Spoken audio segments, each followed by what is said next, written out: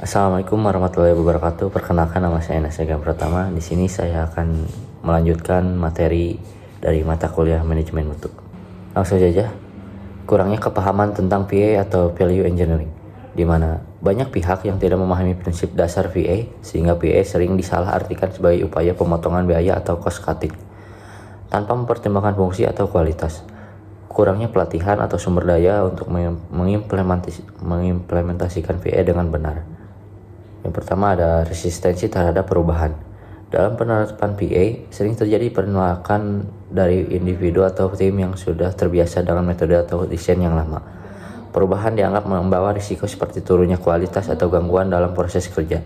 Akibatnya, ide-ide baru dari PA sulit diterima karena rasa nyaman terhadap sistem yang sudah ada. Kedua, keterbatasan waktu dan sumber daya.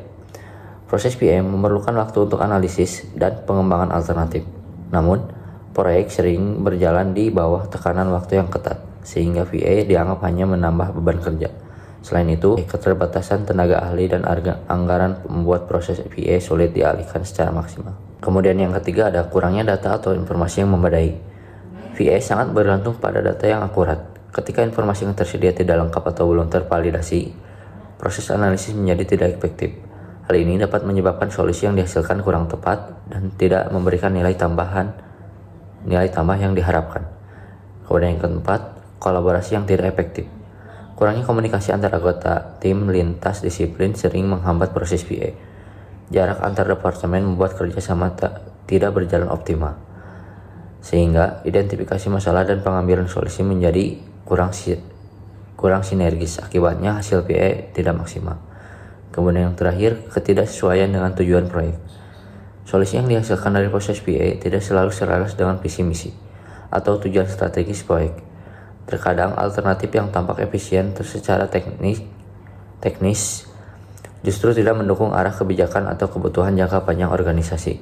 Hal ini dapat mengurangi manfaat PA secara keseluruhan. Kemudian ada perbedaan penerapan dan tanpa penerapan PA dalam mutu proyek. Penerapan Value Engineering atau PA bertujuan untuk mencapai nilai optimal suatu proyek dengan menjaga atau meningkatkan mutu, fungsi, dan efisiensi biaya.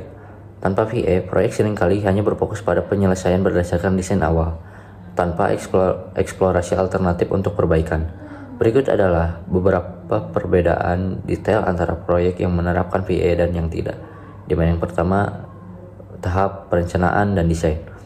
Di mana dengan PA dilakukan analisis mendalam terhadap setiap elemen desain untuk memastikan semua fungsi penting tercapai dengan biaya minimum, memungkinkan identifikasi material atau metode konstruksi yang lebih inovatif tanpa mengurangi kualitas.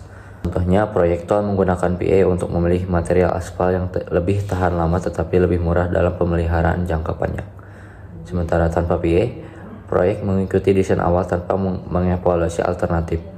Material atau metode yang digunakan mungkin lebih mahal atau kurang efisien karena fokus pada spesifikasi standar.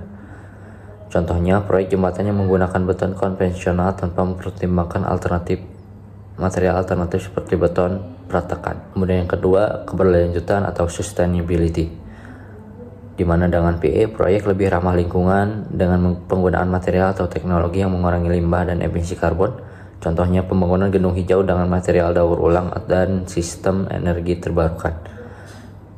Sedangkan tanpa PA, aspek keberlanjutan sering diabaikan karena fokus hanya pada penyelesaian proyek sesuai desain awal.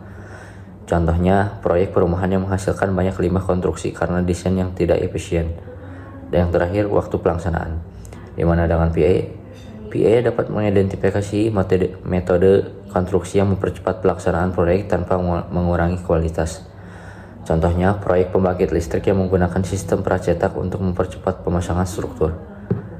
Sedangkan tanpa PA, proyek mungkin membutuhkan waktu lebih lama karena menggunakan metode konvensional tanpa optimalisasi. Seperti contohnya, proyek pabrik yang masih menggunakan cara pengocoran manual sehingga memperpanjang waktu pengerjaan. Sekian dari saya. Wassalamualaikum warahmatullahi wabarakatuh.